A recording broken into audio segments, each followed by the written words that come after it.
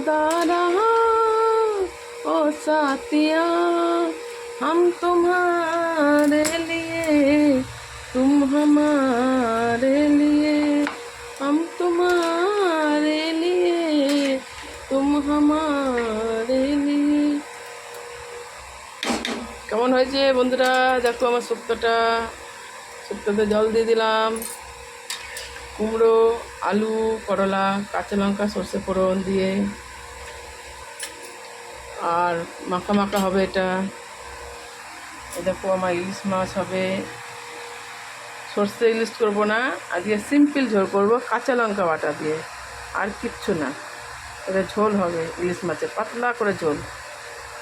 কিন্তু বেগুন তো এখন নেই, বেগুন দেয়। এটা ছোটো ইলিশ মাছ, এটা বড় না। বড় হলে ভাপা করতাম, যেদিন বড় ইলিশ আনবো সেদিনকে ভাপা করে দেখাবো। আজকে পাতলা করে ঝোল করছি, আর এই শুক্তোটা মাখা মাখা করে নামাবো। কেমন হবে খাবারটা বন্ধুরা? একটা লাইক কমেন্ট করে দিও।